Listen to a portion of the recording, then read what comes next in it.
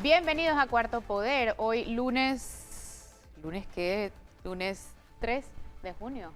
Ya vamos para un mes de las elecciones y falta menos de un mes para la toma de posesión del gobierno de José Raúl Mulino. Y ya se va conformando la asamblea. Parece que ya ahora sí, ya no hay más movimientos entre bancadas. Bueno, en la conformación de las bancadas ha quedado de esta manera. 20 diputados independientes están los del Partido Panameñista, que son 8, 13 del PRD y 8 también de CD. Hay que ver la propuesta de los independientes para la presidencia de la Asamblea. En RM han oficializado la propuesta de Luis Eduardo Camacho a la Asamblea Nacional, a la presidencia de la Asamblea Nacional, y también han propuesto elegir al diputado Alain Cedeño como jefe de bancada de los diputados del partido Realizando Metas y a Yusaida Marín como subjefa de la bancada de los independientes, de los diputados del partido Realizando Metas. Hay que ver cómo va eso por un lado, y por el otro lado sale Zulay Rodríguez nuevamente aclarando que ella no quiso impugnar a todos los candidatos del 8-2, solamente a uno, el señor Ortega. Lo que pasa es que todavía a estas alturas no queda claro por qué entonces hay un tachón en la demanda, en la misma demanda hay un tachón y solo dejan al último, pero en la primera impugnación, en la presentada, en lo que está escrito en máquina, salen todos los candidatos. Entonces, a última hora, allá mismo presentando la impugnación, la abogada tachó los otros 6 nombres y solamente dejó uno de los nombres y puso su firma al final. Y eso fue lo que al final se presentó. Entonces Zulay Rodríguez alega que ella no quería impugnar a todos. Un error no hay un error de esa naturaleza en la presentación de una impugnación. Eso no es una cosa que se redacta en el celular y se imprime en la rocha, ¿no? O sea, es un poquito más de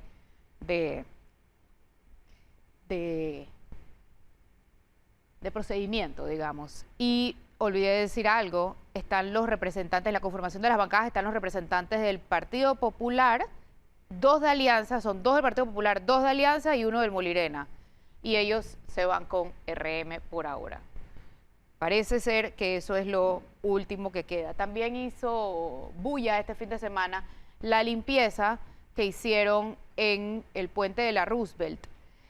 Alguien escribía en la red social X que muy bien la iniciativa y todo, pero que las cosas tienen un procedimiento. Y es lo que veníamos diciendo aquí desde la campaña, desde hace varios meses ya. Muy bien que se hagan estas cosas, muy bien que haya estas iniciativas, pero ¿dónde están los requerimientos técnicos? ¿Qué pasa si hay un accidente, por ejemplo? Y decía la persona, aplaudo el entusiasmo de los jóvenes y ojalá perdure, pero las obras de infraestructura pública requieren un orden y unos procesos que existen por razones relevantes y hay que respetarlos. La solución no radica en hacer trabajo de voluntariado exento de los pasos técnicos requeridos, lo cual es cierto. Eso también es cierto, ¿no? Y por otro lado, en noticias penales, el Tribunal Superior de Liquidaciones de Causas Penales le revocó la sentencia absolutoria que se había dado en julio del año 2023 a Gonzalo Germán Gómez y a los hermanos José Carlos y Nicolás Corcione Pérez Valladares. Estos fueron condenados a 6 años de prisión por blanqueo de capitales en el caso New Business. Ahora entonces son 8 los condenados por este caso. El 17 de julio pasado, como decía, la sentencia condenatoria fue a Ricardo Martinelli por 120 meses de prisión, Daniel Ochi con 96 meses de prisión, Valentín Martínez Vázquez a 80 meses, Iván Arrocha 80 meses también y Janet Vázquez con 60 meses. Ya el abogado de los Corcione, es el mismo abogado de los 2 hermanos, que es Rodolfo Palma, dice que van a presentar un recurso de casación ante la sala penal, o sea que todavía queda un recurso adicional, un último recurso adicional para evitar cumplir esta condena, que en el caso de Gómez incluye también inhabilitación para ejercer el comercio por el mismo periodo de la condena. Y en el caso de los Corcione es el comiso de los dineros, títulos y valores ya aprendidos por el Ministerio Público desde abril del 2018. Eso por otro lado. En el lado de los Corciones, la parte pregunta es que ¿qué tenían que, cómo tuvieron que ver ellos en este caso? Bueno, en el 2010 el grupo Corciones se adjudicó un contrato para el diseño, construcción y dotación del equipo electrónico para el nuevo edificio de la Asamblea Nacional. Como adelanto de ese contrato, ellos recibieron 1.9 millones de dólares y esa plata, según la investigación de New Business, fue transferida a Grupo Clio, que era una sociedad controlada por los Corciones, y se depositó finalmente en la cuenta de New Business. Y obviamente, según los testigos protegidos del caso de New Business, Grupo Silo está entre las empresas a las que Martinelli le pidió ayuda para comprar EPASA. Y en el caso de Gonzalo Gómez Wong, que es el otro de los condenados, tiene una empresa que se llama Excavaciones del Istmo y Martinelli le solicitó a varios contratistas del Estado que pusieran plata para la compra de EPASA. Y en ese grupo de empresas estaba Excavaciones del Istmo, que recibió, por cierto, un contrato de 27 millones de dólares para la rehabilitación de caminos en la provincia de Panamá Oeste, y 2 millones de dólares que recibió como adelanto por parte de ese contrato fueron depositados en la sociedad Factor Global y luego, entonces, en la cuenta canasta de la sociedad New Business. No, ¿por qué? Ah, no sé. Bueno, sí, pero ¿por qué? No sé, te pregunto porque estás extrañando a Guido. Porque No sé, hace falta Guido. vas a Hace decir, falta las internacionales en el programa. pero empieza, pues dale, México. Vamos con México. Esa está México, buena. claro, lo de México, estás viendo lo que está pasando en México. Sí, pero hoy vamos a hablar de Histórico. México, no de Azerbaiyán. La primera, no me hagas reír que ando con gripe hoy. Sí, ya veo que estás apestado. Huye Sí, para allá. sí, exactamente. Te pones a estar riéndome y entonces me voy a tener que estar tosiendo en el Sí, programa. te veo así como con la Óyeme, voz así como... No, histórico lo que está pasando en México con el triunfo de la primera mujer presidenta en México. Creo que eso es algo inédito e histórico que va a marcar un antes y un después en la vida de los mexicanos. Buen discurso Sí. ayer, por cierto, y por otro lado, de 61 años, se ve súper joven se ve. Pero bueno, primera mujer, qué bueno, aquí dijimos lo mismo con Mireya Moscoso y Mira, así que ojalá lo haga muy bien. ¿Qué estás insinuando? Digo, ¿no? Mireya Moscoso hizo una buena Que presidencia. mujer ¿no? no es sinónimo de hacerlo bien. Claro, Ese es mi punto. exactamente. ¿Ok? No, porque es que tú dices lo de Mireya Moscoso. Ajá, No, nada más te lo dejo ahí, ¿no? ajá. No hay Sí, lo sabe. sororidad. Cuando hablan de mujeres a veces como que falta la sororidad. No, ¿por qué va a faltar la sororidad? No, no sé. Porque digo, La mayor crítica de la mujer es la mujer. bueno, tú porque digo, Te lo digo, ¿no? bueno, pues.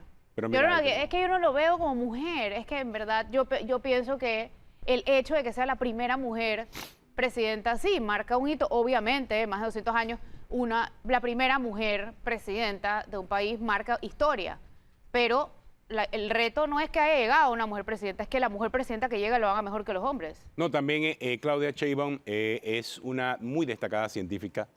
O sea, más allá de ese rol en la política, Súper preparada. su trabajo como mujer de ciencia también puede hacer la diferencia en un país como México, en donde claramente se debate entre el dilema de la lucha contra el narcotráfico, la falta de educación, que es uno de los grandes problemas, y que ha sido también parte de esa estrategia de campaña en su carrera a la presidencia de México. Como científica, obviamente, ella está llevando por delante el tema de la educación, una educación que se necesita en un país con 200 millones de habitantes como es México, el segundo más grande de América Latina, y creo que grandes desafíos tendrá por delante la primera presidenta de México, definitivamente, Flor. Pues sí, estábamos hablando hace un ratito, o estaba yo hablando conmigo misma y sola, Sí, estaba escuchándote. sobre Estabas reflexionando. de qué ¿Viste, reflexiones. viste lo de San Miguelito, por cierto? Cómo los jóvenes llegaron y pintaron el paso elevado vehicular con $5,000. Una obra que costaba como $250,000. Sí, bueno, pintarla. es lo que Creo que decía Gaitán. A mí ahí me se hace la parece súper diferencia. interesante, Sí. le decía, me parece muy loable y muy chévere además ver cómo una cosa que costaba tanto puede hacerse correctamente costando menos. El punto es que hay requerimientos técnicos que también hay que cumplir, lo decía un ingeniero en Twitter en estos días, en X, perdón. Requerimientos técnicos para la pintura de una Para obra. todo, para todas las obras que... O sea, espérate, ¿qué requerimiento técnico necesita la pintura de una obra si solamente la Espérate pintura? que te voy a leer, te lo voy a leer. Para que si vas a pelear, no pelees conmigo. No, pero es verdad. Con la excusa del requerimiento técnico para la pintura de la obra, Mira, venimos entonces observación, lo dice a el esperar ingeniero... gastos arriba de $1 millón. No, espérate. Lo dice el ingeniero Juan José Amado, un tuit me parece bastante interesante y técnico. Dice, observación, para hacer un trabajo de mantenimiento adecuado a una pieza de infraestructura pública es necesario incorporar los siguientes pasos. 1, adquisición de data. ¿Qué aspectos están deteriorados y en qué medida? 2, diseño. ¿Cómo se ataca la tarea de restaurar cada uno de los aspectos de modo que el puente, en este caso, pueda prestar un servicio eficiente y seguro en el tiempo? Este diseño implica que hay una meta que se persigue. 3, de este ejercicio se hace un plan de trabajo que incluye un orden de acciones, una calidad de materiales y unos requisitos para la mano de obra calificada. 4, la ejecución del trabajo requiere permisología. 5, la ejecución del trabajo requiere control de calidad. 6, el contratista debe poner fianza y debe haber un esquema de garantía de trabajo. Si bien es cierto que el desempeño del MOP en estos últimos 5 años ha sido muy inferior al esperado en muchos aspectos, la solución no radica en hacer trabajo de voluntariado exento de los pasos técnicos requeridos. Aplaudo el entusiasmo de los jóvenes y ojalá perdure, pero las obras en infraestructura pública, espérate, ya estoy terminando. Más adelante las obras de infraestructura pública requieren un orden y unos procesos que existen por razones relevantes y hay que respetarlos. Mira, Flor, más adelante de ese puente elevado vehicular de San Miguelito, está el otro puente elevado vehicular de San Miguelito, el que tiene al lado la estación del metro de San Miguelito. Ese puente elevado vehicular de San Miguelito se hizo con el objetivo de que fuera un puente temporal. Fue en el año 1987 y del 87 a la fecha no se le había dado ningún tipo de mantenimiento, más allá de lo básico.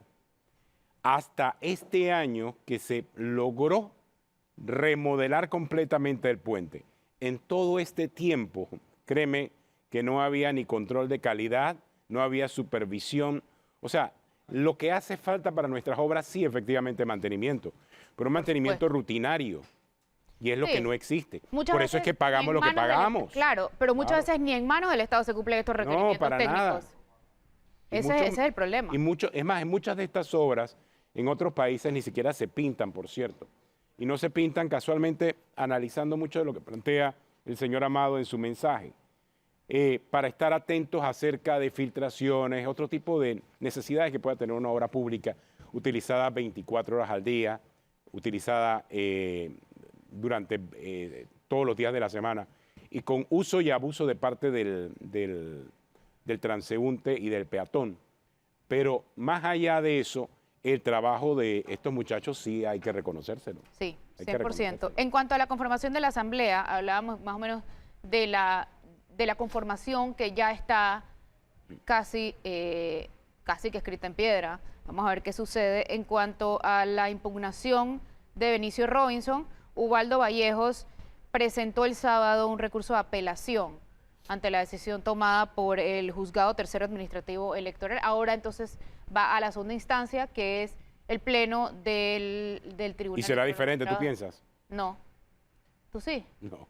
No creo que sea diferente, pero me parece que pedirle a la persona que impugna que entregue las facturas es como decirle, hágame el trabajo, ¿no? O sea, si estoy diciéndote que esta persona gastó más, estoy probando con fotos, con eventos, con listas, todas las cosas que se gastaron, nada más y no se reportaron, lo mínimo que puede hacer la entidad investigadora es investigar. No decirles que dame las facturas. ¿Cómo vamos a tener las facturas si no hay información privada? No, es que si tú sumas a eso el hecho de que aquí hay que pagar una fianza de $25.000 en el caso de diputado, o sea, tú estás realmente creando una barrera de entrada de $25.000 para poder impugnar y dos, encima estás obligando al demandante o al impugnante en este caso a tener esa información a título diario. Pero es que no hay manera de tenerla.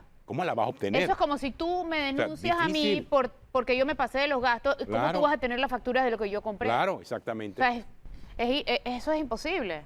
Digo, aquí hay un papel del rol hay un papel evidentemente del regulador, que en este caso es el Tribunal Electoral, que tiene que cumplir en función del indicio que lleva el impugnante, de lo que él considera no se utilizó de más, o mejor dicho, no se cumplió con el requisito impuesto por la propia ley electoral para cumplir con esos topes de financiamiento de campaña. ¿Y qué resulta? A pesar de eso, la carga de la prueba recae sobre el impugnante. Eso no tiene ningún sentido. Es lo mismo que la prueba idónea en la Corte Suprema de Justicia. Y él lo dice claramente. Es el mismo caso. Las facturas de todos los gastos de la campaña de Benicio deberían estar contenidas en su informe presentado al Tribunal Electoral. Y en caso de duda, el mismo tribunal es el que tiene que solicitar a Robinson los respaldos de los gastos no declarados. O en todo caso, la Fiscalía Electoral tendría que actuar de oficio. Lo que pasa es que deben estar las facturas de los gastos que él reportó. Claro. Pero es que el tema no es sobre lo que él reportó. Es lo que no reportó. Es sobre lo que no reportó. Y para eso habría que investigar, pero claro, es que decir no investigar del todo. Sí. Por eso es que yo dificulto que en una segunda instancia se decida distinto a lo que pasó en la primera instancia. Va a ser difícil. Sí, eso está... Así que yo creo que el señor Benicio Robinson evidentemente va para la Asamblea. Creo que situación similar para la Asamblea le ocurrió... el 1 de julio. Sí, y que lo importante es la fecha. Situación similar que le ocurrió al señor Alain Cedeño allá en el 8-6, pero en ese caso era la Fiscalía Electoral la que lo estaba investigando de oficio. Claro, en el caso del 8-6 hay otra impugnación adicional, lo que le complica un poco la vida a los diputados en el 8-6, pero bueno, estaremos hablando de ese tema en unos minutos también aquí en Cuarto Poder, ya que estará con nosotros Betseray Richard, quien es diputado electo ahí en el 8-6. Estará conversando con nosotros de este y otros temas esta mañana aquí en Cuarto Poder. Tenemos una pausa.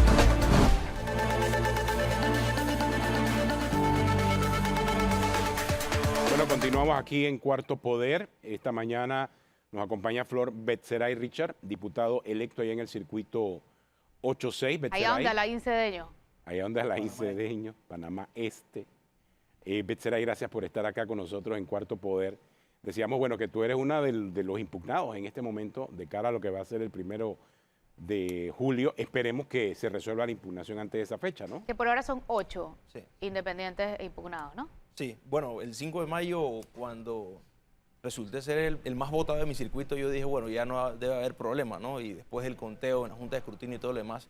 Sin embargo, la semana pasada nos hemos enterado, hemos ido a revisar el expediente, que aún no ha sido admitido por el Tribunal Electoral, pero hemos ido a revisar y la señora Cecibel García, la madre de Catherine Levy, argumenta inconsistencias en 58 actas, que algunas no tenían firmas, otras estaban mal sumadas, pero hay diferencias de 10 o 15 votos. Entonces yo sí creo que esto es otra de esas tácticas dilatorias que, como ha pasado en otras partes del país, también se busca que no estemos el 1 de julio en la juramentación de la nueva Asamblea y posiblemente no poder ejercer nuestro voto para la nueva Junta Directiva de la Asamblea Nacional. Así que confiamos en el Tribunal Electoral, confiamos en los juzgados electorales, en las juezas, que además yo pasé por uno de esos juzgados en el proceso que siguió la Fiscalía Electoral, que intentaban tumbar mi candidatura, así que confío en que sea lo más rápido posible y que ni siquiera sea admitida esta demanda. Y en el caso de Alain Cedeño, que alega la Fiscalía Electoral, en campaña, ¿qué tú pudiste notar en esa candidatura? Bueno, yo debo decir que nosotros sí notamos una cantidad de recursos y derroches, no solo del señor Alain, sino de otros candidatos del PRD. Por ejemplo, veíamos a la diputada Zenobia Vargas, veíamos al diputado Elías Vigil, veíamos al diputado Edwin Zúñiga, que caminaban con más de 100 personas a su alrededor, y nosotros siempre nos preguntábamos cómo estos candidatos están caminando con tantas personas y cuando tú ves el reporte de gastos no existen. Es decir, existen incongruencias en la práctica y yo sí creo que a futuro habría que revisar la forma en la que financiamos nuestras campañas electorales al final, porque el Tribunal Electoral únicamente se basa en lo que el candidato reporta. Pero y el candidato puede decir que hubo altruismo por parte de las personas que lo acompañaron claro, en la caminata. El candidato puede decir básicamente que las 200 personas que caminaban con ellos todos los días eran voluntarios que se ponían el suéter, que agarraban una bandera y que lo estaban haciendo a cambio de nada. Entonces, si eso no está en el reporte, yo creo que eso el Tribunal Electoral debe revisarlo. En mi caso, el reporte establece cada uno de los pagos de viáticos a mis 4 o 5 activistas que caminaban. Pero es que el problema no es lo que se reporta. Seguramente todos estos candidatos reportaron algún tipo de viático, como hablas tú, pero de activistas como de planta, más o menos. Pero el problema no está en lo que se reporta, el Pero problema está en lo que no se reportaron reporta. el jamón, no reportaron tal vez las movilizaciones y un montón de cosas en el ¿Y camino. cómo el Tribunal Electoral podría darle seguimiento a lo que no se reporta? Bueno, tal vez utilizando la tecnología a futuro, que exista algún tipo de app o desarrollo donde el ciudadano pueda reportar lo que está pasando. O sea, en mi circuito yo te puedo decir, hubo candidatos que llevaron bolsas de comida con sus nombres, que repartieron bolsas de comida. ¿Y cómo tú reportas esto? O sea, es decir, ¿a quién tú le llevas el reporte de que te están entregando una bolsa de comida? ¿Y cómo el ciudadano puede verificar, en el caso, porque eso se publica, los informes financieros de los candidatos se publican, cómo el ciudadano puede verificar que esa bolsa de arroz o ese tanque de gas o esa estufa, en el caso de algunos circuitos donde se ha mencionado que han repartido electrodomésticos, cómo tú verificas que eso está siendo reportado en el informe si solo ahí tú ves Es que tienen la práctica de no reportarlo. Exacto. O sea, no lo consideran como parte de la campaña, eso Bueno, es lo que yo estoy viendo. Es una omisión Sí. y yo creo que es un tema grave, Ujú. así que en las próximas reformas electorales habría que ver. No es un tema grave, es realmente un tema gravísimo Claro, porque por crea supuesto. una diferencia. Y no solamente diferencia, o sea, hay una competencia totalmente desleal dentro de los circuitos en función de ese tipo de gastos que no se reportan. Así es. No es igual, no es lo mismo. No, absolutamente Lo mismo. no. Así que yo apelaría a eso, ¿no? Que la carga de la prueba recaiga sobre el impugnado, sobre el impugnante, ¿tiene sentido por lo que pasó? Por supuesto que no en tiene sentido, porque Socas? en mi caso, si yo hubiese sido uno de los desfavorecidos, donde yo siento que no me contabilizaron los votos como debe ser, ¿yo de dónde saco $25.000 y toda la plata me la gasté en la Exacto. campaña?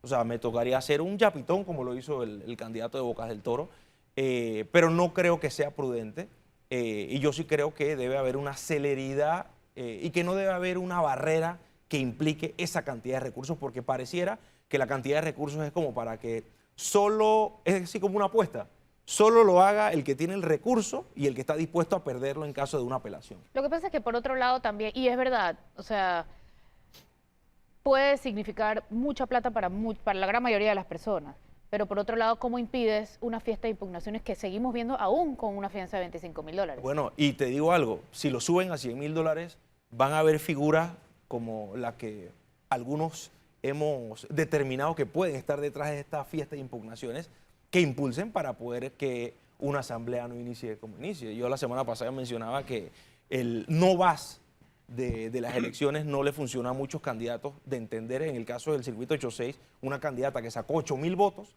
está pretendiendo impugnar a candidatos que sacamos más de 30.000 votos. Esa es la mamá de Catherine Levy. Sí, yo saqué 33.000 votos.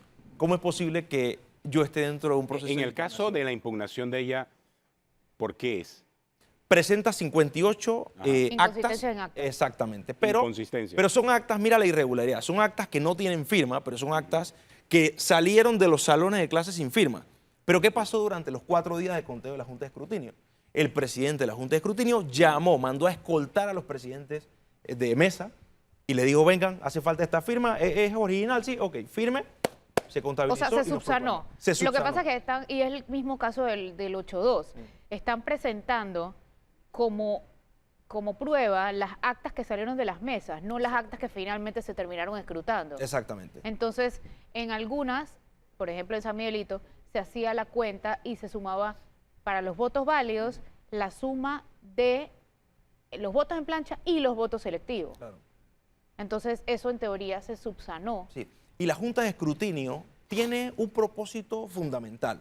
Todo candidato tiene derecho, incluso a que ingrese tu equipo legal. Tú tienes derecho a 2 representantes, un principal, un suplente y un abogado, que pelee por tus votos. Si tú consideras que en el momento hay alguna acta que no tiene la firma, tú tienes que decir, aguanta, vamos a poner ellos tienen una terminología específica que tú puedes anotarlo como un hallazgo de que un acta no estaba firmada y se llama al presidente de mesa, como sucedió y efectivamente pasó en la UTP y se dio. O sea, todas fueron subsanadas y fuimos proclamados oficialmente, pero ahora estamos en una incertidumbre porque al final el ciudadano nos pregunta, ok, ¿quedaste o no quedaste? ¿Vas a llegar a la asamblea? ¿Vas a poder votar o no vas a poder votar? Entonces, Claro. la democracia no solo se manifiesta un día cada 5 años, sino durante los 5 años. Así que yo sí creo que si ya el pueblo, el circuito 86, habló, eso se debe respetar. No, y sobre todo una diferencia tan alta de votos. 8.000 versus 33.000. O sea, Yo ni siquiera debería estar en ese proceso, pero se impugna todo el proceso, así que claro. yo creo que eso no es responsable. Ahora que tú hablas de esos 33.000 votos, 33.000 votos es una cantidad enorme de votos, Sí. sobre todo en el circuito 8-6. ¿Cómo conseguiste esa cantidad de votos? ¿Dónde piensas tú, sobre todo porque fuiste creo que el más votado Sí. en ese Sí. circuito, ¿no? Sí. ¿Dónde estuvo la diferencia, Betseray, para conseguir esa cantidad de votos? Bueno, y hay que mencionar que también es voto a voto, más no voto plancha. Exacto. Porque conseguimos votos individuales, porque yo estaba en una nómina con una compañera. Así es. Sacamos una cantidad grande de votos individuales. Y pese a no formar parte de la coalición Vamos, Ujú. es decir, yo no tenía los colores de Vamos, estábamos, digamos que haciendo una campaña muy frontal, tratando de imprimir cuál iba a ser el estilo nuestro dentro de la Asamblea Nacional de fiscalización del buen uso de los recursos del Estado, cosa que en el camino me trajo consecuencias de criticar y cuestionar actos de posible corrupción. No es eso, trataron hasta de invalidarte. Claro, la propia Fiscalía Electoral, Sí. la propia Fiscalía Electoral que no vigiló que muchos candidatos usaran exceso de recursos en el proceso electoral, esa misma Fiscalía Electoral intentó tumbar mi candidatura. Entonces, yo creo que el ciudadano se vio identificado y, ojo, muchas personas me decían al inicio, cuando buscamos la firma, lo que pasa es que en tu circuito hay mucho clientelismo. El ciudadano no va a votar por alguien que no le dé un jamón, que no le dé una Ajá. bolsa de comida, que no le dé un utensilio, que no le dé una nevera. Y yo dije, nosotros, los jóvenes, vamos a demostrar que vamos a hacer la diferencia. Y ojo, yo enfoqué mi campaña muy bien dirigida a esa clase trabajadora, que es la más afectada, que es la que paga impuestos y es la que no está recibiendo beneficios de esos impuestos que paga, lamentablemente. Bueno, hay clientelismo, es cierto, Sí. pero por lo que estoy viendo ahí en el 8-6, está el clientelismo partidista, o sea, de los que están en partidos políticos. Claro. Lo más probable es que muchos de los que votaron por ti no están en partidos políticos, que debe ser el 50% de ese padrón electoral. Y ojo, el mensaje de mi circuito es alto y claro. Los partidos políticos que ingresaron dentro de mi circuito ingresaron gracias al voto plancha. Es decir, no ingresaron gracias al voto individual de los ciudadanos. Así que yo sí creo que el mensaje de aquí en adelante es que esto cambió. El electorado habló, el electorado quiere políticos decentes. Yo te digo una cosa, yo no regalé ni una sola bolsa de comida, ni un solo jamón. No prometí ni una sola obra, como han hecho muchos candidatos diciendo que iban a hacer una extensión del metro hasta Las Garzas. Diputados, candidatos a diputados que iban a hacer una extensión del metro hasta Las Garzas, prometiendo construcción de escuela cuando eso no es labor De los diputados. de los diputados. Entonces, sin prometer una sola obra, fiscalizando, nosotros logramos ser los más votados. Así que yo sí creo que eso imprime un nuevo estilo de hacer campaña, apelando a los sentimientos de la gente y los sentimientos de decirle a la gente, esto es lo que voy a hacer yo desde dentro de la Asamblea y eso es lo que la gente votó y ahí vamos a estar. Yo creo que sí hay una diferencia muy grande entre esa propuesta y esas promesas que tú acabas de plantear.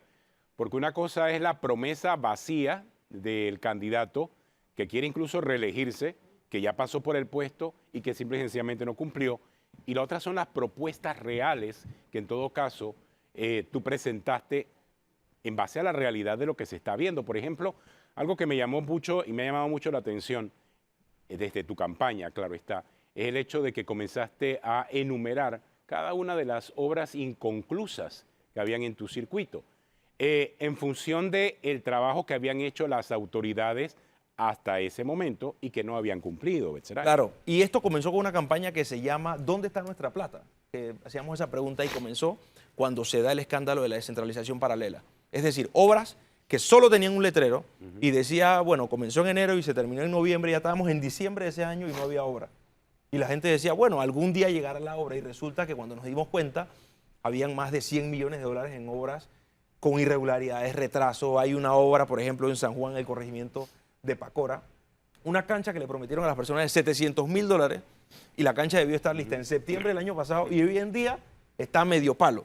Y hay 3 o 4 trabajadores sobando la obra como... Entonces, en estos días, el viernes pasado justamente, detectamos una nueva obra de 2.4 millones de dólares en San Joaquín, corregimiento de Pedregal. Le prometen en campaña una obra a los ciudadanos. En enero le hacen una primera palada y le dicen a los ciudadanos, señores, estamos en época electoral, para que sepan, van a tener su cancha. Pierden las elecciones el alcalde actual e irresponsablemente Recojo y me voy. la empresa se va, se lleva oficinas, se lleva trabajadores y queda solo el letrero en el Esa es lugar. una gran Entonces, irresponsabilidad. yo sí creo que eso es irresponsable y apelo al resto de los diputados también de la nueva asamblea a que nos mantengamos fiscalizando. no solo obras del Ejecutivo, sino obras municipales, porque al final no podemos seguir aceptando que obras queden abandonadas o con un letrero, lamentablemente. En Pedregal hay una que sacamos la vez pasada, hicimos un recorrido con Viola, de una escuela del 2017 que dice, aquí se construirá la escuela más grande de Panamá Este. 20 millones de dólares, solo está el letrero y el potrero pelado. Y yo me pregunto, esas obras, porque en algunos casos muchas de estas obras tienen un adelanto, un anticipo sí, para el que la va a construir. Yo no sé si realmente se hace una auditoría posterior para entender y saber si ese anticipo lo recibió la empresa involucrada en la construcción de la obra o no. Bueno, prueba También de eso, ahí está lo de Corcione y Gómez. Digo, En los dos casos. ¿te acuerdas de las tuvieron ciudades, obras- las famosas ciudades deportivas que se Claro. han hecho y que han quedado todas a medio palo? Riego de Tonosí. Sí, exacto. Entonces, hay muchos de estos casos referenciales, claro, pero lo que pasa es que cuando hablamos de riesgo de Tonosí, de las ciudades deportivas, hablamos de obras de varios millones. Pero estas obras que refería Betseray son obras que cuestan 500.000, 700.000, no llegan al $1.000.000, Bueno, pero la que están en escuela- una la situación escuela muy sí, ¿no? similar. La escuela sí. Bueno, el caso de la escuela, excepcional. Pero Y la 20 mayoría, millones de dólares. sí, pero la mayoría son obras que no llegan al $1.000.000, pero de que seguro hubo algún tipo de anticipo, ya sea de 100.000, 200.000 dólares. ¿Y dónde quedó ese dinero? O sea, se pierde. ¿Quién lo recupera? ¿Cómo se recupera? Porque al final la comunidad Claro. se queda sin la obra. Y en algún momento habría que revisar la responsabilidad de los funcionarios de darle continuidad, darle seguimiento a la obra, Claro. o de funcionarios que ordenen que se realice una obra en un terreno que no le corresponde al Estado. Exactamente. Porque así pasó en Tocumen. Hay un centro de salud, sí, por varios millones de dólares, el centro de salud de 13 millones de dólares. Cuando averiguamos con el ministro actual, nos indica que en el 2012, cuando se comenzó a hacer la obra, resulta que la obra se estaba construyendo sobre 2 terrenos que apareció un dueño, con título de propiedad y Vea todo por la el estilo. cosa, claro. Entonces, tuvieron que paralizar la obra, entonces ahora se encuentra en un proceso de expropiación, se indemniza o no indemniza. Entonces, no podemos seguir únicamente omitiendo, llegan ministros, se van ministros y aquí no pasa nada. O sea, Panamá no puede seguir siendo el país en el que no pasa nada. Pero tú tienes un rol importante. Más que un rol de oposición, es un rol de fiscalizador. Porque al final, tú como diputado no puedes construir una obra. Tú puedes gestionar la construcción de una obra, es cierto. Esta, por ejemplo, es la de San Joaquín. Son 2.4 millones. Ver la construcción del complejo deportivo, cultural y de servicios múltiples de la comunidad de San Joaquín. Y los a vecinos, medio palo. Los vecinos que nos dicen, aquí no se consultó a nadie de este proyecto. Yo digo, pero ¿cómo es posible? Si se supone que con la ley de descentralización Claro, porque debe existir una consulta ciudadana de los vecinos más cercanos. Pero resulta y pasa que como es tan escueta, quién sabe quiénes fueron los vecinos que fueron invitados y dijeron, queremos una cancha. Ahora, en San Joaquín es un lugar de riesgo social. Totalmente. Yo creo que en el orden de prioridades hacen falta otras cosas antes de la cancha, ojo, hacen falta, por ejemplo, la escuela. Ascanio Villalá se está cayendo a pedazos.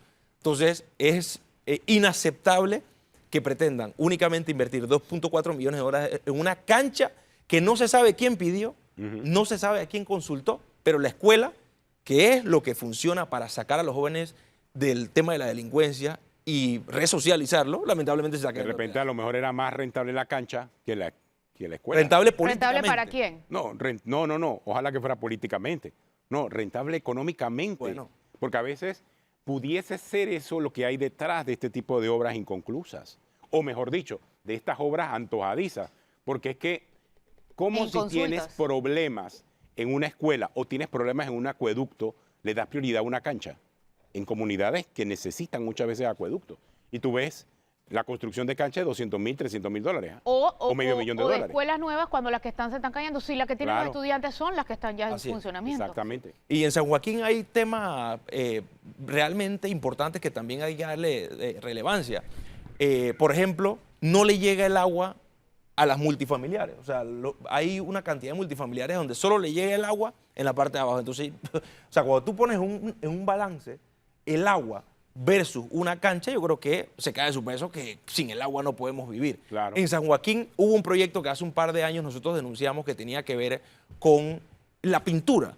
8 millones de dólares del CONADES, que está debajo del Ministerio de Ambiente, que no se supo qué pasó con esos recursos. Recursos para pintar, para subsanar, para evitar este tipo de filtraciones.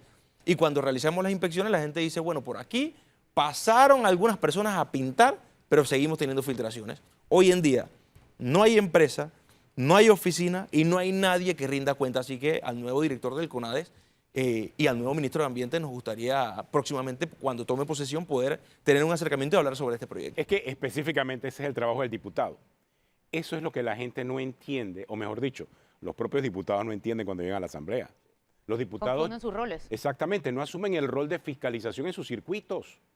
Porque si en sus circuitos se están realizando obras, nadie dijo que es el diputado que tiene que construirla. Pero gestionar. Puede gestionar, pero también puede fiscalizar lo que se haga con las escuelas, lo que se haga con el acueducto, lo que se haga con cada una de las canchas, fiscalizar en función Aceras, de esa caminos, responsabilidad, claro. Y es ahí donde fallan muchísimo. Claro, en el caso tuyo, Betseray, no sé si esa experiencia periodística tuya te ha ayudado a complementar el trabajo que estás realizando, primero como candidato y ahora ya como diputado electo, ¿no? Claro, por supuesto, las herramientas periodísticas para investigar me ha ayudado bastante porque uso Panamá Compra, uso la red de Contraloría, busco y detectamos y vamos in situ al lugar. El tema del agua, por ejemplo, en mi circuito, nosotros destapamos el escándalo de 9 millones de dólares que se le había dado en concesión de camiones cisterna a una empresa vinculada a un diputado que, gracias a Dios, no se reeligió. No hubo reelección ahí, no por hubo cierto, reelección en ese aspecto, pero también hay otros proyectos que próximamente vamos a estar sacando, como el sector 8 y el sector 4 de Pacora, donde el IDAN mandó a enterrar $1 millón en tubería, pero la gente sigue recibiendo agua con camiones cisterna, no tiene agua.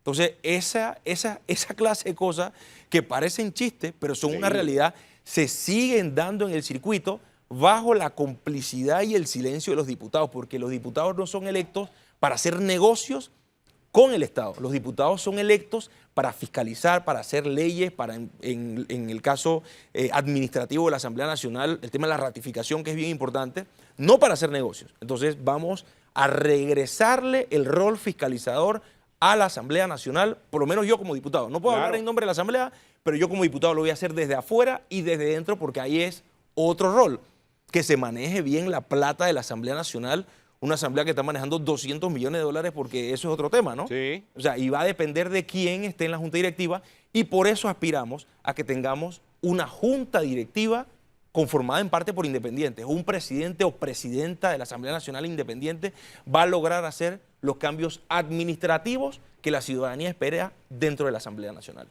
Oye, estuviste reunido con el presidente electo José Raúl Mulino. ¿Qué te pareció? ¿Cuál fue el ambiente que viste en esa reunión? Bueno, me parece que ya pasó de su rol de candidato, ya entiende que llegó a su rol de presidente y que le toca consensuar con todas las partes. Eso es lo que me parece de la parte interna. Pero una cosa es lo que se dice y otra cosa es lo que se hace. Así que nosotros vamos a estar muy pendientes de la Asamblea Nacional, que cada una de las cosas que él mencionó sean como tal. Nosotros le hicimos saber que desde nuestra perspectiva tenemos intención de llegar a la Junta Directiva de la Asamblea Nacional para justamente regresar la dignidad a la Asamblea. Es decir, esas comisiones de presupuesto en la que se extorsionaba al Ejecutivo, en la que se extorsionaba a los ministros a cambio de nombramientos, no te apruebo presupuestos si no me nombras a X cantidad de personas, si no nombras a X cantidad de botellas. Eso se tiene que acabar. Se tienen que acabar las reuniones en el cuartito, ese famoso cuartito en el que meten a los ministros previamente a la comisión de presupuesto. Eso se tiene que acabar. Nosotros se lo dijimos. Nuestra intención, siempre y cuando usted haga lo correcto, va a ser apoyar su gestión. Pero en caso de que veamos algo que no esté correcto, un perfil de un director de una institución que no cumpla con el rol o que tenga un muerto en el armario, nosotros le vamos a decir, no, esto no va. Así es. Entonces, creemos y le damos el voto de confianza que a partir del 1 de julio pueda ejecutar cada una de las cosas que se mencionó en esa reunión. Él mencionó, bueno, él había hecho el anuncio posteriormente del tema del director del Seguro Social, que no iba a aprobar los nombres que le mandaran del seguro. Que le mandaran de la Junta Directiva actual. ¿Tú quisieras estar en la directiva de cuál de las comisiones? Mira, a mí me gustaría en el primer año estar en la comisión de credenciales. Me gustaría revisar. Están todas las ratificaciones. Sí, todas las ratificaciones que cumplan con los parámetros establecidos por la ley. Porque, ojo, yo vengo de una institución como CERTV en la que la última directora ni siquiera tiene título universitario. Es decir, la norma establece que en una institución como CERTV debes tener por lo menos un título afín a dirigir una televisora, pero tenemos una persona que No tenía ni título universitario. no tiene ni título universitario por ser cuñada de la ministra del Mides. Entonces, por un compromiso político, la Asamblea Nacional le dio trámite y ratificación. Entonces, eso no se puede O aceptar. sea, que en la comisión de credenciales ni siquiera revisaron eso. No. Simplemente se consigue los votos, se aprueba y va. Ajá. Entonces, eso no puede seguir pasando porque si vamos a apelar a la meritocracia y queremos instituciones mucho más eficientes, no podemos seguir teniendo bultos en instituciones públicas y mucho menos bultos que tengan muertos en el armario o que en el pasado tengan vínculos Así es. con corrupción. O sea, eso es real. Por eso la No, y ciudadanía bulto votó en por el nosotros. sentido de que cómo tú vas a ser director de una entidad y ni siquiera cumples con el requisito mínimo que te pide la posición, que es por lo menos tener el título. Un Exactamente. título afín, un título universitario en algunos casos. Pues. Bueno, básico. Sí. Algo básico, no se está pidiendo ni doctorado ni maestría, lo básico que dice Que la debería, norma. de hecho, Lo debería- básico. Claro, Mira, en algunos casos Hay que entendamos... subir la vara, no bajarla. No, en algunos casos entendamos que, bueno, puede ser que quizás el título no es afín, pero por lo menos un título universitario. Un título universitario. En algunos casos, digo, si tienes ya no solamente el título, sino una maestría o un doctorado, mucho mejor. Sí. Pero que debes tener esa formación académica, sobre todo para dirigir una institución Sí. del Estado. me gustaría estar en esa comisión de credenciales y me gustaría poder estar en la comisión de presupuesto para fiscalizar el buen uso de los recursos del Estado. Ciertamente en estos días yo conversaba con el diputado Juan Diego Vázquez de cómo había sido estos últimos años dentro de la comisión y yo le decía, ok, ¿con cuánto tiempo de antelación te dan los documentos para revisión? Y que el mismo día. No, y él me decía, no, 5 minutos antes de iniciar, Sí, así es. agárrate de este bloque y revisa. Entonces, eso es inaceptable. Y Total. nosotros, desde dentro, oye, por el amor de Dios, Betseray, se o trata sea, de millones de dólares. Nosotros como periodistas, Flor lo puede decir, mi caso también, trata de buscar información de lo que ocurre en la Asamblea. Es imposible. Está en la plataforma, pero las actas están atrasadas 3, 6 meses. Bueno, y cuando no Benito debiese decidió estar que las actas atrasada. fueran secretas, de hecho. No, y encima sigo, así es. Encima se le puso un velo de oscuridad a todas las actas en la comisión de presupuesto, comisión de credenciales. Hay comisiones sensibles que ni siquiera pues tienes acceso a lo que se discute allí cuando debiese ser un tema público. Así es. Fuera de lo que ocurre también en otros órganos del Estado, porque las actas del Consejo de Gabinete también, acuérdate que son también Sí. secretas. Por 10 años. Entonces, hay que tomar en cuenta la importancia de la transparencia en esto. Y va a depender de Sí. quién sea el presidente Claro. de la comisión de presupuesto. Porque eso también es un aspecto. Queda a discreción del presidente de la comisión de presupuesto. Y bueno, si tenemos acceso a la presidencia de la Asamblea Nacional, también podemos establecer un parámetro que, por tratarse de una de las comisiones más grandes, una comisión delicada que trata de millones de dólares y muchos recursos y traslado de partida, que por lo menos se dé con días de anticipación. O sea, porque ciertamente cada institución manda un proyecto a la Asamblea, la comisión lo revisa, pero queda a discreción del presidente de la comisión si te lo entrega 5 minutos antes o cuando iniciemos para que no tengas ¿Y tiempo de crees que revisar. estén preparados los independientes para, no, sin tener experiencia política, presidir un órgano del Estado? Yo creo que sí. Yo confío en la capacidad de cada uno de los 20 diputados que formamos parte de la bancada independiente. Ciertamente hay algunos que son muy jóvenes, que tal vez no tienen experiencia legislativa, no tienen experiencia... Ninguno tiene experiencia legislativa. Bueno... Solamente Walkiria, que es la que están proponiendo. Claro, Walkiria es una persona con un perfil interesante, un perfil de consenso. Así que si a nivel interno se decide que sea Walkiria o cualquiera de los otros candidatos Pero o entiendo que ya candidatas, se había decidido Walkiria, ¿no? no, aún no se ha decidido. A nivel interno, únicamente se decidió quién es la jefa de bancada de la Janine bancada independiente. Prado. Vamos, es Janine. El subjefe es Duque, de San Miguelito. Pero todavía no se ha definido quién sea el presidente de la Asamblea o quién va a ser nominado por parte de la bancada independiente. Ojo, si uno de los compañeros me dice, Betseray, quiero que seas tú. Mira, yo no tengo intenciones de serlo. Pero si uno de los compañeros de la bancada independiente me dice, quiero que seas tú y consigo los votos, bueno, para mí sería un honor.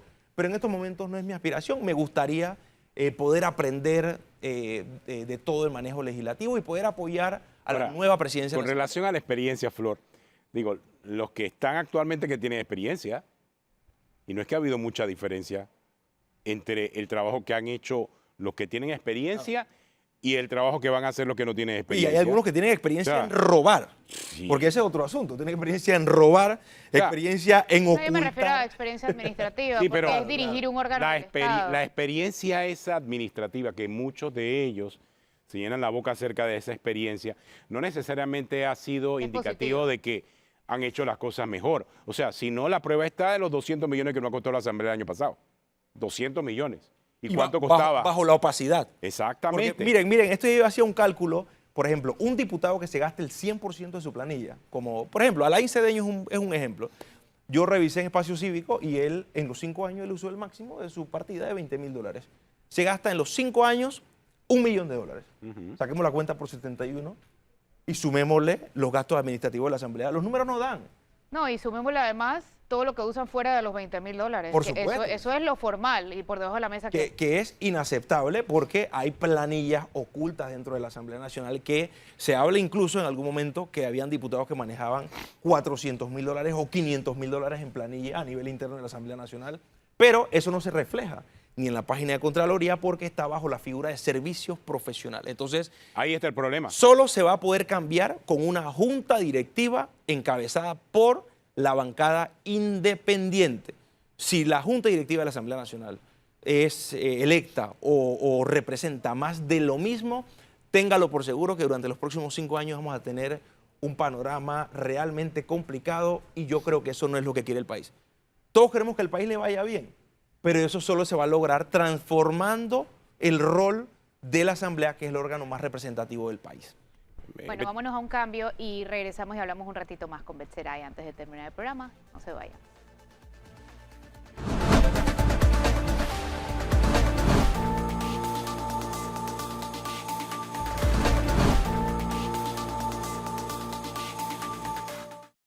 Continuamos aquí en Cuarto Poder. Hemos estado conversando esta mañana con Betseray Richard, diputado electo en el circuito 86. Y veamos un poco acerca de las funciones del diputado en la Asamblea, la responsabilidad de fiscalizar. Pero también ahora sobre la bancada independiente de Betseray se cierne también el tema de la revocatoria de mandato, entendiendo que a diferencia de un diputado, de un diputado de partido, en donde el partido es el dueño de esa curul, en el caso de los independientes es la sociedad, es realmente el ciudadano que primero le firma y después le vota, el dueño de la curul. Entonces viene el tema de la revocatoria de mandato por consulta ciudadana. ¿Has pensado acerca de eso? O sea, ¿cómo ven la figura independiente esa de la revocatoria de mandato por consulta ciudadana? Bueno, yo creo que el ciudadano es el que me puso aquí y el ciudadano es el único que puede quitarme de esta posición porque yo lo voy a representar durante los próximos 5 años y estoy seguro que el rol por el que me escogieron es el rol que voy a seguir ejecutando durante los próximos años. Así que no es algo a lo que le tengo temor, pero yo sí creo que hay que revisar el tema de las revocatorias de mandato para que los partidos políticos no secuestren la posición de un diputado. Es decir, hay nuevos diputados dentro de los partidos políticos, hay nuevos diputados independientes y yo creo que se debe respetar el criterio de lo que diga el diputado y no es que el partido da esta línea. No, y el partido la decisión es muy autónoma del partido para definir, bueno, la línea partidista y definir a quién puede aplicarse o no la revocatoria de mandato. Han sido muy pocas en los últimos 30 años, pero sí se ha aplicado la revocatoria de mandato. Lo que nunca se ha aplicado es la consulta ciudadana para la revocatoria de mandato en el caso de una figura independiente, una figura por la libre postulación, porque ese sí es un fenómeno nuevo dentro de nuestra estructura política. Por eso te preguntaba acerca de lo que pudiese representar en el futuro, siempre y cuando ese diputado no cumpla con el espíritu de la promesa que hizo ante el electorado, ¿no? Que votó por él. El ciudadano tiene el poder en sus manos, Sí. E incluso yo durante mis recorridos ahora posterior al 5 de mayo, yo sí le hago un llamado a las personas a que sean mucho más partícipes. Yo sé que esto es una democracia representativa, pero debemos apelar a una democracia participativa. Esto no es un cheque en blanco que nos dieron los ciudadanos para que nosotros hagamos lo que nos da la gana durante los próximos años. Los diputados, representantes, alcaldes y el presidente deben rendir cuentas al ciudadano que fue quien nos eligió aquí. No es un cheque en blanco en el que tú vas y apruebas lo que te da la gana únicamente porque es tu criterio o te paras ahí a utilizar el poder que el ciudadano te dio para crear proyectos de ley sin sentido, el Festival de la Chancleta, del Mango, no sé, o sea, que se han dado y en su momento, cuando nos vamos a ver, el ciudadano sigue reclamando exactamente los mismos problemas de los últimos años. Así es. O sea, que no hay una salud de calidad. En mi circuito, por ejemplo, está el Hospital Irma de Lourdes Sanetato, que muchas personas le llaman el matagente. O sea, de una manera despectiva, yo creo que es lamentable. Y yo en ningún momento he visto uno de los diputados que nosotros escogimos durante los últimos 5 años Nadie. ir a por lo menos hacer una inspección en ese hospital. Aunque, ojo, es el Ministerio de Salud el regente. Y tú como diputado ve y conversa con las personas, pregúntale qué es lo que le está afectando y ve y presenta proyectos de ley o pídele rendición de cuentas al ministro de Salud de por qué la gente de tu circuito sigue siendo sometida a un mal servicio de salud. Eso es lo que nosotros tenemos que hacer. Entonces yo apelo a que el ciudadano no se desconecte en estos 5 años.